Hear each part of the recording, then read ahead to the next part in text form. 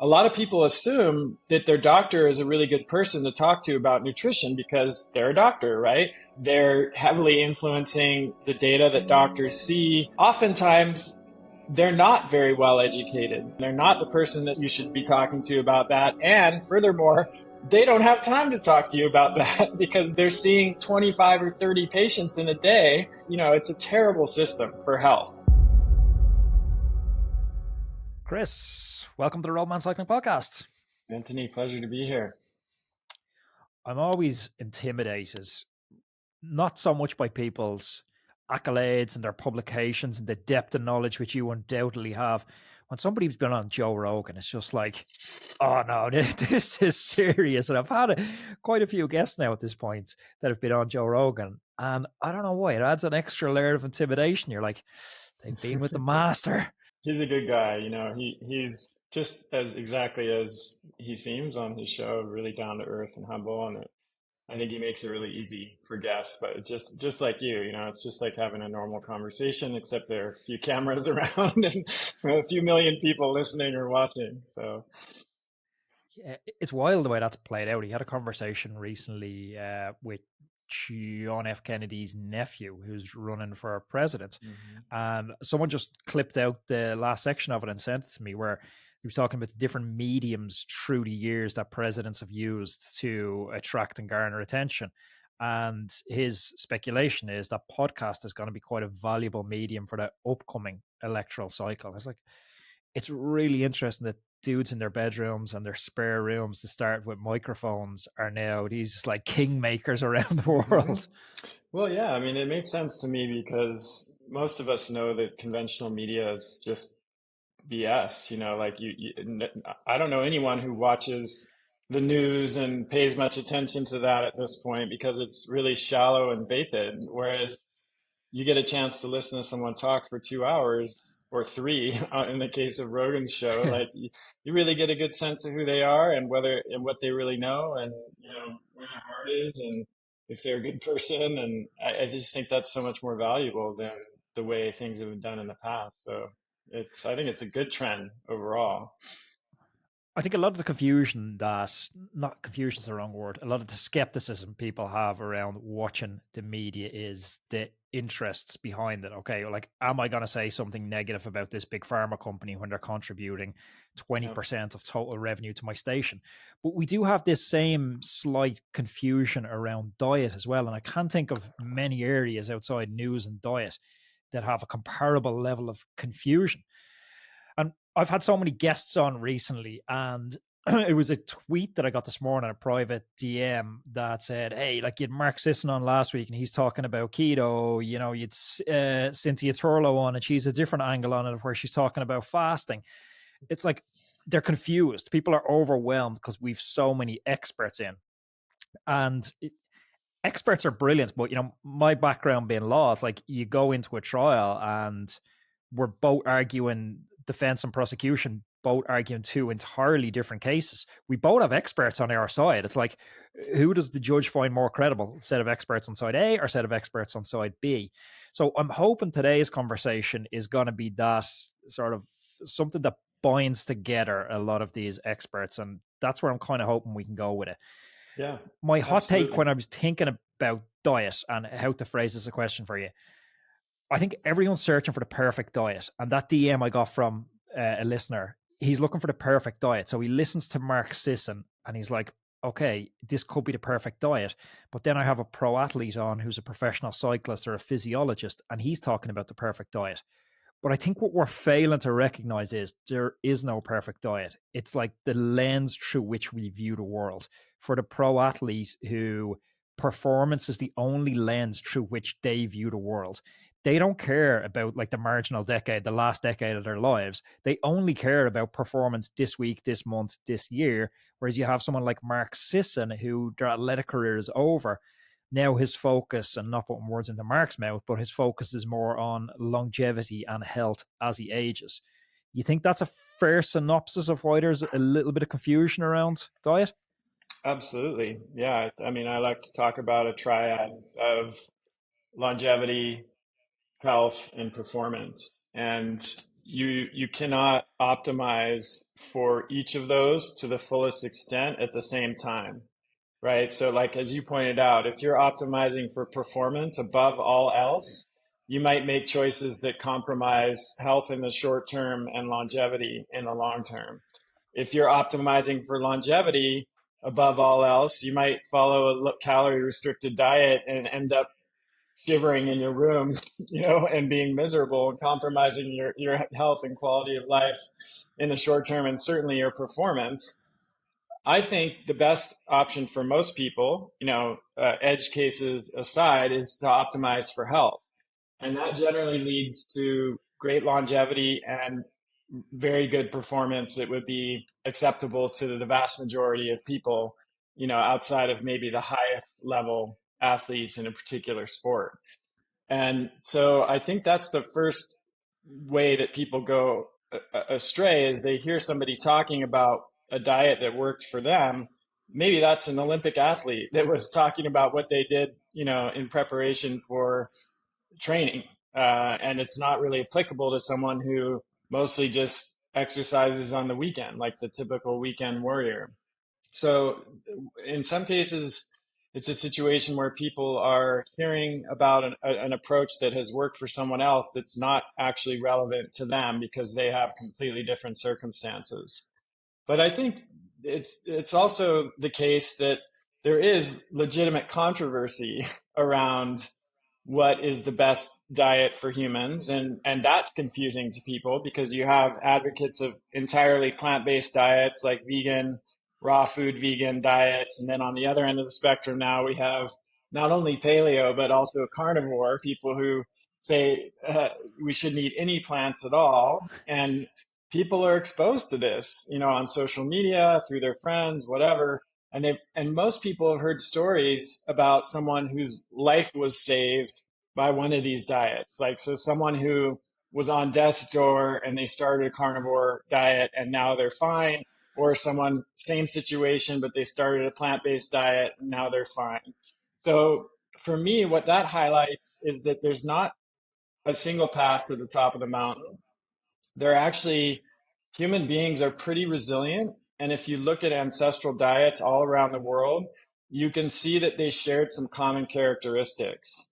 And that's what I try to talk about when I talk about diet, or like, what are those common characteristics that human diets for the vast majority of evolutionary history followed? And then let's start with that as the foundation. And from there, you can go off in different directions depending on your goals, your fitness, your age, where you live, your preferences. Like, do you like these kinds of foods? Do you not like these kinds of foods? And you can create a personalized approach that works for you based on that foundation that is right for everyone. So, like, I'll give you an example. There's no one that thrives by eating cheese doodles and drinking big gulps all day. Like, that's just not a thing.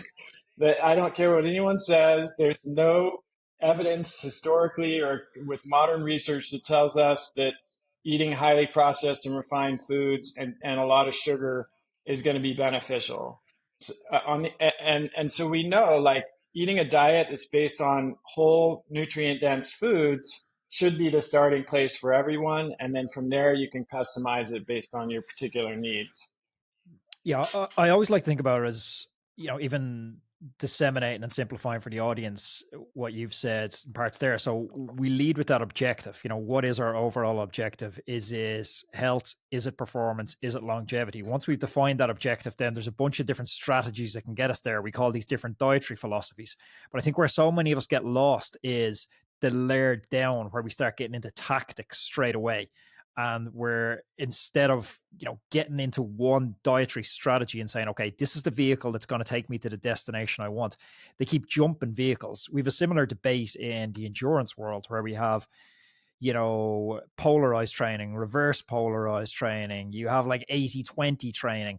The reality is, any single one of those vehicles, if you get into it and I think the lever that moves them all, it's compliance. If you get into the vehicle and you adhere to your training sessions, you're going to get pretty close to your destination. There might be small nuances in where you arrive, where you're going to get basically there.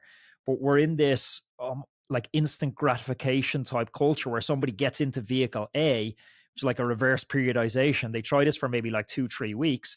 They don't see like the instant like Instagram, TikTok results that they're seeing on viral videos. So they're like, oh, maybe I'll change vehicle. And it's that process of changing from one to the other. And I'm wondering, is this similar in the dietary world where somebody's jumping into paleo and then over to carnivore, when the reality is if they stayed in any of these vehicles, they're going to get a pretty good outcome? Yeah, I think that's generally true. There are some situations where I I think it's or some dietary approaches that are whole food based that I think are harder to follow and meet all of the nutrient needs. So, and this is maybe where I start to diverge from some other people in my field, but I believe that most human beings are evolved to eat a combination of plant and animal foods. So I'm not a big advocate of the carnivore approach for most people, nor am I a big advocate of a plant-based diet or a exclusively plant-based diet. I mean, I certainly know people who've been successful with both of those approaches. I've had patients that have been successful with both of those approaches. But whenever you restrict an entire category of foods, of whole foods from your diet, you increase the chances of deficiencies of nutrients because there are certain nutrients that are much more prevalent and common in animal foods, and there are other nutrients that are much more common and prevalent in plant foods. So if you only eat one or the other, you're going to have to figure out a way to make up for that shortfall.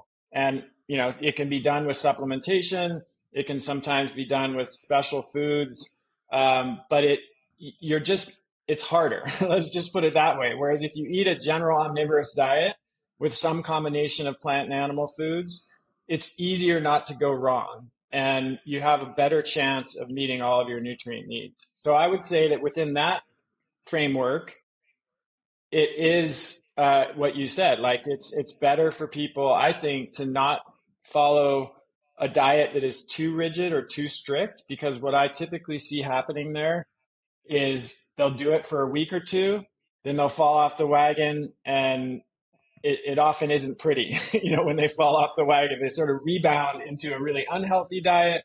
Then maybe a month later, they start to realize that's harming them, and then they start another strict diet. Maybe it's a different one, like you said. Then they fall off the wagon. I would rather see people follow what I call, or you know, of course, I didn't make this up, but it's applied to food, the 80-20 rule, or maybe the 90-10 rule, where 80-90% of the time you're staying pretty close to what you know are the most nutrient dense, best foods for your body and your situation. Then maybe that 10-20% of the time you go out with friends and you just don't worry about it too much. You focus more on having a good time, connecting with your friends, enjoying yourself. And I think that's a more balanced, sustainable approach for most people. And it actually leads to better choices over time because you don't have this rebound back and forth between really strict diet and chaos. Yeah, I think it also moves us away from the all or nothing culture. This idea of I may as well be hung for a sheep as hung for a lamb. I have friends who track macros all the time, and they'll debate and they'll argue with me that the way I track my calories, where I just kind of eyeball stuff, I'll be like, okay, I had 2 turkey burgers, 2 eggs, and 2 pieces of toast for breakfast. It's roughly 600 calories, give or take. They're like, but you don't know the exact calorie breakdown, the exact metrics, and that. I'm like, I don't, but it's like it's very sustainable for me to do this like mental arithmetic as I go through the day. Then my girlfriend will say, hey, you want to go for a Ben and Jerry's tonight? And I'll kind of add up and go, you know what, I'm already on 2,200 calories. Maybe I'll go on a day when I'm a bit more of a deficit. They'll go with the hardcore, weigh their oatmeal in the morning, track everything through the day. And this will last maybe like 8 weeks, 12 weeks, but maybe more. But they eventually crack and fall off the wagon. And when they do crack, like you say, it's not pretty. It's not pretty at all. Yeah. It's also not that fun. I mean, like personally, I don't like to live my life that way. I'm not judging anyone that does because I mean, I've had patients when they come to see me, they bring in spreadsheets of data, you know, that they're tracking on a daily basis. They have all their lab results. They have it charted out so I can see graphs. And, you know, there's a part of me as a clinician that gets really interested in that and I geek out. I like to geek out a little bit. But when you think about the actual amount of time that goes into that kind of tracking and the way that time could be spent otherwise, that I think for most people, food should still be a pleasurable experience, and eating should still be a pleasurable experience. And it's not generally healthy to get too rigid and too hyper focused on all of those micro details unless you have a really good reason for it. An epileptic, for example, who's following a ketogenic diet, they have to be really strict and be in really deep ketosis to get that benefit, or they'll have a seizure. So, in that case, it makes a lot of sense to me. But in the case even of a pretty high level athlete, I think the approach that you're talking about is healthier, mentally healthier, and also more sustainable over the long term for most people. Let me take a second to talk about today's show sponsor because I've something really exciting to share with you. It's a game changer that's been making a noticeable difference in my performance recently, especially when it comes to sleep. Allow me to introduce you to Pillar. While we're all familiar with the importance of electrolytes and carbohydrates in our race preparation, Pillar is taking a different route. It's focusing on something called micronutrition, ensuring that you're ready to perform even before you ever hit the start line. It's all about promoting a good night's sleep, facilitating effective recovery, and replenishing those crucial micronutrients so you can perform at your best. Over the past month, I've been incorporating Pillar's triple magnesium supplement into my routine. I take it every evening, about 30 minutes or so before bed, and I've seen a remarkable improvement in my sleep quality. I've been tracking my sleep with my Whoop device, and the results, they're there every morning when I wake up in black and white. I'm waking up with about a 10% improvement in my restorative sleep. I'm waking up feeling refreshed. Having had that deep restorative sleep, I'm now ready to attack work, training, and life the next day. But don't just take my word for it. Let the data from your fitness tracker tell the story. So if you're ready to elevate your performance and the quality of your sleep, why not give Pillar a try? Head over to pillarperformance.shop and use the code ROADMAN on your local website for 15% off your first order. Or for US listeners, if you head over to defeed.com/pillar and use code ROADMAN for the same 15% off your order. The details of this offer are in the description below. Now back to the show. I've tried to break down conversations like this and incorporate them into my dietary practices day to day. And I'll kind of run through what I'm what I'm doing with diet, and you can sort of maybe point out where I'm erring in this. So through a process of trial and error, I reckon my base metabolic rate's about 2,200 calories a day. Then I aim for about 120 grams of protein. That's roughly like 1.5 grams per kilogram of body weight. Then I'll distribute my remaining calories into either fats or carbs, depending on the session I have planned for the next day. This is assuming I'm not training that day. If I have an early morning session the next day, I'll use my carb allocation later in the day. And if I'm training, I'll basically do the exact same thing, but I'll look to replace my calorie expenditure during the ride. So if I burn 2,000 calories, I'll look to replace pretty close to that, either on the ride or directly after in that kind of glycogen replenishment window. And then I'll take every day, I'll take an athletic greens, a vitamin D, and a creatine. And that's kind of my base nutrition habits at the moment. So pull them apart.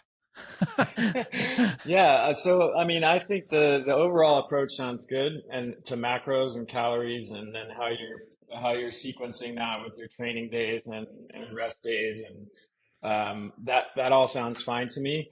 I think where most people tend to go wrong is actually not with macros, it's with micros. There's a lot of discussion in the athletic community about macro ratios, calorie intake, and that's appropriate. There should be. I mean, those are big factors and really important factors for sport. But what I find, and I've worked with very high level athletes in my clinical practice, people we've all heard of. I ski 100 days a year myself, mountain bike, 60, 70 days a year, kayak, paddleboard. Like, I'm a very active person myself. So this is something I've thought a lot about and have a lot of experience with, is micronutrients. So we're talking about vitamins, minerals, and phytonutrients. You referred to some of those with athletic greens.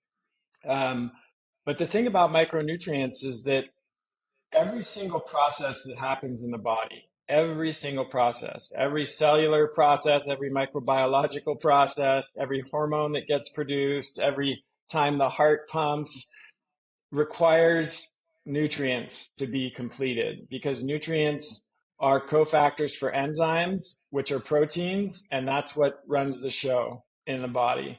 And most people know that, on some level that they have to get adequate nutrition, but here's the tricky thing. Like we've mostly eradicated scurvy and rickets and pellagra and beriberi and these very serious diseases of extreme nutrient deficiency in the developed world. I mean, those are still happening in the developing world. But we still have sky high rates of nutrient deficiency. So according to the Linus Pauling Institute, you have the majority of Americans that are deficient in not just one, but several essential micronutrients. And that's an insidious effect that you don't notice right away. And you might not even notice over time because there's no acute, severe thing that happens that brings it to your attention. So imagine an athlete who's just not, over time, their performance is starting to decline. They're not, they're no longer achieving any PRs. They're not recovering as well. They're getting injured more frequently. And it's a slog. I've seen lots of athletes that experience this, and oftentimes people will say things like, "Oh, you're just aging. You're just getting older." And yes, of course, that is a factor. But nobody's looking at nutrient status. If you go to the doctor certainly isn't looking at that. Like, when's the last time your doctor really did a deep dive into all of your nutrient levels, test a full blood panel to test all of your nutrient levels and see where they're at? It rarely happens in the US or anywhere else in the world, in my experience. And this is one of the easiest ways to boost and elevate your performance and your just overall health and well-being is to supercharge your nutrient status. So Athletic Greens, I think, is a decent product, and there's some nutrients in there that are worthwhile. But I'm going to throw some things out here that might be surprising in terms of what the most nutrient dense foods are.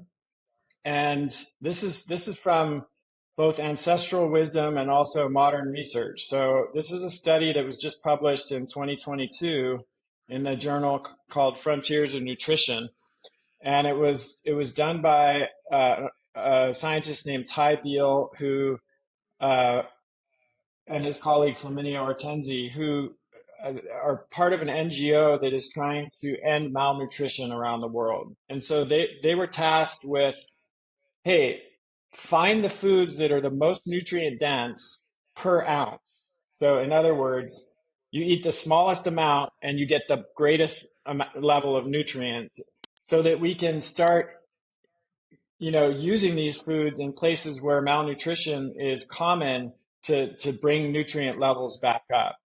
And the 4 out of the top 7 most nutrient dense foods were organ meats. So liver, spleen, kidney, and heart. The other were small dried fish, dark leafy greens, oysters or other bivalves, crustaceans like shrimp, goat, beef, eggs, and cow milk. So this is pretty surprising for a lot of people. Most of us have the idea that foods like blueberries or uh, you know dark leafy greens, which is on the list, maybe some other fruits and vegetables are the most nutrient dense foods. But these organ meats and shellfish and also beef and dairy products and eggs actually are far more nutrient dense when it comes to these essential nutrients. And so very few people eat organ meats at this point. I mean, I don't know how it is in Europe. In the US, it's not common anymore.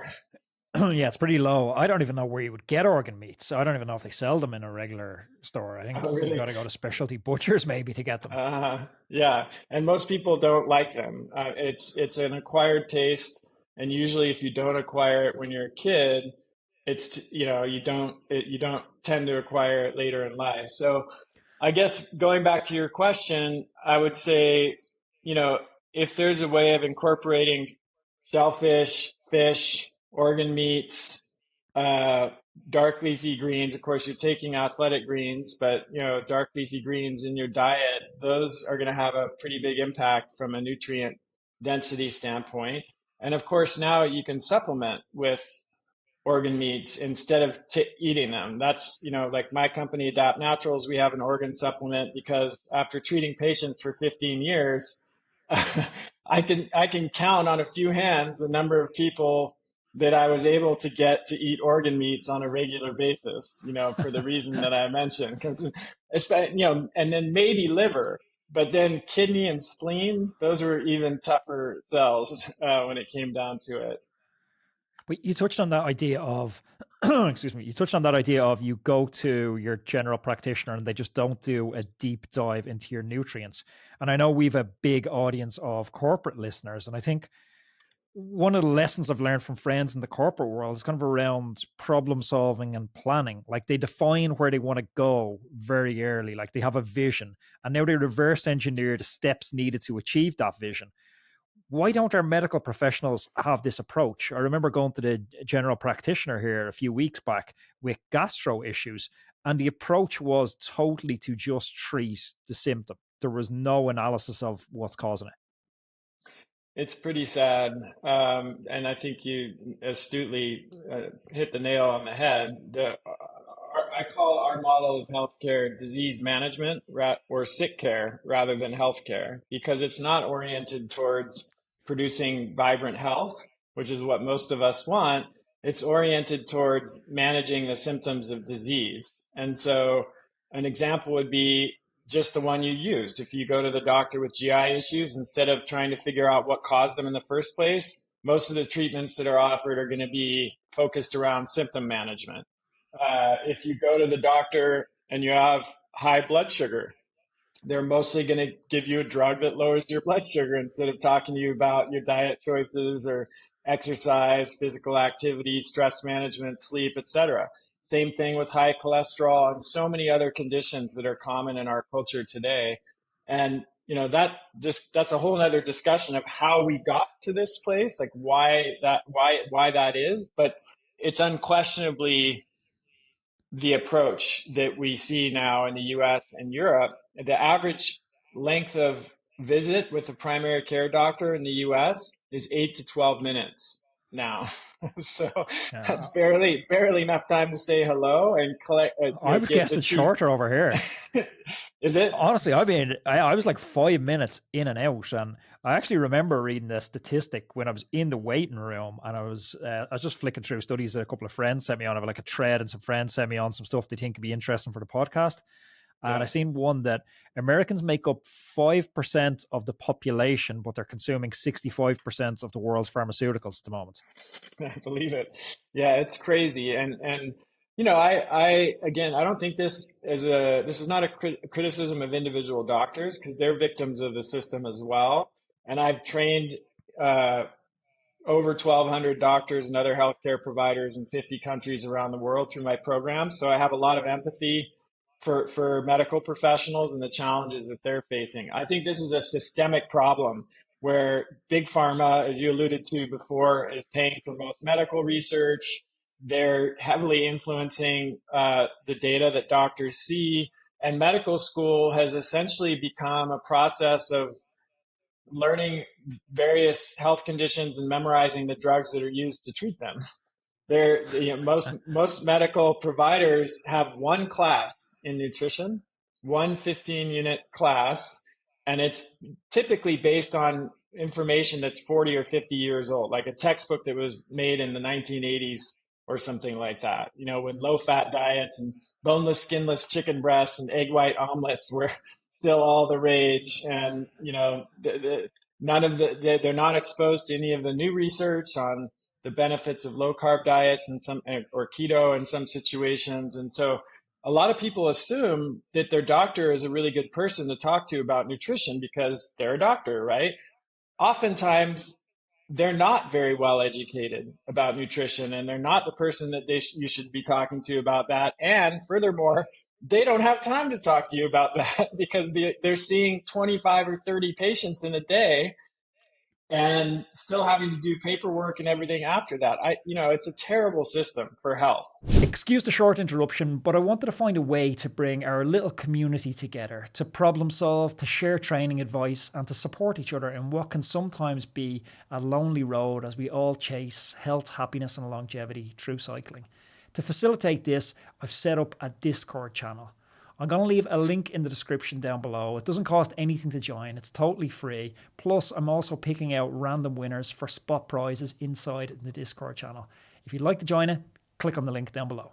So we now have this concept of bio-individuality, where we're all slightly different. Each person has unique needs and responds to various interventions in different ways. How do you assess and determine the best course of treatment for an individual, considering their unique circumstances and their health goals? Yeah, so it's a combination of I do a lot of lab testing with patients. My philosophy is test, don't guess, in general. And there's some pretty amazing. I mean, this is one thing that is phenomenal about conventional allopathic medicine is the diagnostics that are available through blood testing, all kinds of different imaging and saliva testing now, and hair and urine testing. You can get so much information that was not available to us 10, 15 years ago. And so that's a good starting point to get a general sense of what's happening in the body. Also, though, very important and maybe a bit old school is just talking to people. Like, so taking the time to do a very thorough history is really important, and kind of a lost art in medicine, because it tells us you can uncover clues in that history that might otherwise be overlooked entirely. And then you learn more about their goals and what it is that they want to achieve out of the interaction. And then from there, like I said before, we start with that foundational nutrient dense diet, and then we might go in different directions depending on that patient's needs. For example, if it's a if it's somebody who has an autoimmune condition, I might make specific recommendations to remove foods that can provoke a hyperactive immune response and add foods that tend to balance and regulate the immune system. If it's somebody who is an endurance athlete, I might ask what their goals are, and then I might suggest, possibly a lower carbohydrate diet if they're trying to lean out and they want to explore that as an option. It doesn't work for everybody, as you know, but there are lots of endurance athletes who are succeeding with that approach if they do it correctly and not too rigorously, and still have some refeeding days occasionally. So, yeah, it's really based on that combination of a thorough history, understanding people's goals, lab testing and collecting data in other ways, and then personalization. So, how is a listener that's listening to this now? How do they get plugged into this system? So, they're going to their normal general practitioner. They're frustrated around this. They want to take ownership of their health back, but maybe geographically they can't get into your clinic. It's like, how are they taking ownership of this? Companies like 23andMe, Inside Tracker, like what's the patchwork of companies they should be interacting with to kick this off? Yeah, I think Inside Tracker's doing a pretty decent job of trying to systematize this and scale it and make it available to, you know, a much greater number of people. Um, to be honest, I wish I had a better answer to that question, Anthony. And I've spent the last, since 2016, I've been training clinicians through a 12-month program all over the world. So, kresserinstitute.com, and you can search the practitioner directory. There might be a practitioner in your country or in your particular area that has gone through that training and knows some of these principles. Um, but that's why I launched that institute, because there is a lack of practitioners available for people who want to follow this kind of approach. And it gets, it's hard to do on your own because some of the testing requires a doctor's order or, some kind of clinician's order. But here's what I would say. If you're in a situation where it's DIY, then old school trial and error is still a legitimate approach, where you say, okay, as we've been saying through this whole show, first get clear on what your goals are. A lot of people start before they are clear on that, and then they end up, like you said, bouncing back and forth between all these different approaches, wondering why it's not working. Well, it's not the right approach for your goals. So start with what your goal is, and then from there, do a little research online. Start learning about different approaches that people are using to achieve that same goal. So again, if you're an endurance athlete and you're curious about a ketogenic diet or a lower carb diet as an approach, then there's lots of information out there that you can start reading and learning about, and then commit to trying that for a certain period of time. So not 3 days, not a week, but at least 2 3 months probably is a is what you need to do to give something like that a fair trial. Because as I'm sure if you talked about this with Mark Sisson or any other guests on your show, when you're used to burning carbohydrates for fuel as your primary fuel source and you switch over to fat burning machinery, that takes some time, and it can actually be a somewhat challenging transition. So you need to give it some time to Yeah, work. it was interesting because Mark was advocating for a 12-month transfer changeover, and I can see people's skepticism around this, because you're Yeah. asking them to conduct a 12-month experiment with quite an uncertain outcome, and it's quite a big buy-in if you're on the fence and you don't have considerable weighted evidence to say you're going to have a favorable outcome on the far end. Yeah, 100%. And I'm Mark's a good friend. I have huge respect for him. What I would say is that yes, you will continue to get benefits beyond that 3 month period that I'm talking about, and it might take a full 12 months to make the complete adjustment and really be like firing on all cylinders with the new approach. But in my experience, if someone has done it for 3 months and they don't see any positive signals or any sign that things are moving in the right direction, it doesn't usually get better at like 6 months. It doesn't go for Yeah. like 5.5 months of feeling terrible, and all of a sudden the clouds part and the sun shines through, and you're killing it. I just don't see that happening. I usually see some positive changes within those first 3 months. Yes, it might be not linear. It might be sort of a 2 steps forward, 1 step back kind of thing, but you generally should expect to see some progress in the first 3 months of any dietary change or any change that you make that's meant to improve your health and performance. You should see some results in a 3 month period, and I think that's a much more reasonable time frame for people to commit to. So, Chris, to wrap it up and to take a little bit of a U-turn, something I'm curious about, and I've heard you speaking about it in the past. Most of us are spending large chunks of our day indoors. There's studies showing people are spending upwards of 90% of their time indoors. And I've heard you talking about air quality indoors being a real problem, in some cases 2 to 5 times more polluted than outdoor air. What effect does this have on us, and how can we address it? Yeah, it can have a huge negative impact. I mean, whether you can talking about in the developing world or the developed world. In the developing world, like indoor cooking releases a lot of volatile organic compounds and pollution that has toxic effect on people. But in the developed world, it tends to be more things like mold or other biotoxins that are released after water damage in a more humid environment. It could be like not having adequate venting from your stove and cooking. Like a lot of older houses don't have any venting at all, and it's very simple to test this. You can get a meter at a home goods store that looks at that will test carbon dioxide levels and particulate matter and volatile organic compounds. And you can put that in your kitchen and you can see what happens when you cook. Those levels will go way up. But if you have a vent, they'll go down. So it's not alarming if they go up a little bit while you're cooking, as long as they go back down. But if there's no venting, those levels can stay elevated for quite a long time. Another situation, like I just mentioned, is water damage and then mold that can form as a result of that water damage. And then the mold releases mycotoxins, and those mycotoxins I mean, they can be fatal in extreme situations, but in other situations, they just drag down our health and well-being and cause pretty serious illness that most people don't even know is happening because it's invisible, right? Unless you have seen the mold in your shower or something like that, oftentimes it can harm in places where you don't even know it is.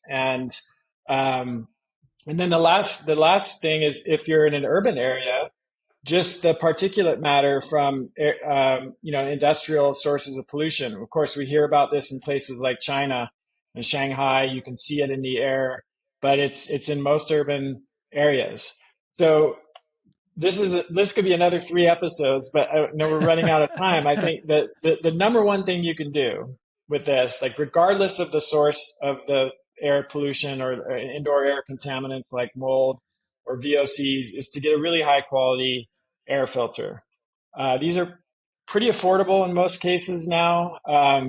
There's different ways of doing it. You can get, if you want to go big, like really like make your house the best possible environment to be in, you can get a whole house air filter that connects into your HVAC system, and it just purifies all of the air in the house.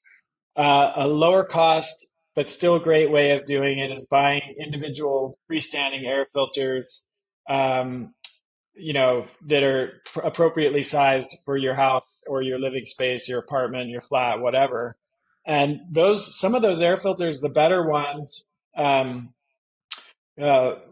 Molecule is a good one. Air Doctor is another good one. The IQ Air Health Pro Plus is a good one. These can remove 99.9% of viruses, volatile organic compounds, and other pollutants in the air. So I think it's one of the best investments that we can make for our health. We eat a few times a day, some of us more, some of us less, but we're breathing all the time. Like you can survive for quite a while without food, some up to a month, maybe sometimes longer. You can survive for maybe a week without water. You can't survive for more than a few minutes without air. And so it's a really important piece of health that most people neglect. So I'm glad you asked about that. Chris, there's so many valuable take homes in this conversation. Really enjoyable. I'm going to link up your website, your YouTube channel, your socials, and all your other various resources, which I think, and I'd encourage everyone to follow you there because they're super informative and I get so much out of following them. Chris, it's been a pleasure. Thanks for joining me on the Roadman podcast. Anthony, pleasure is mine. Thanks for having me. If you enjoyed this chat, you're going to absolutely love the conversation I had with intermittent fasting expert Cynthia Turlow. Her advice specifically around breakfast changed how I eat forever. You can click it just here.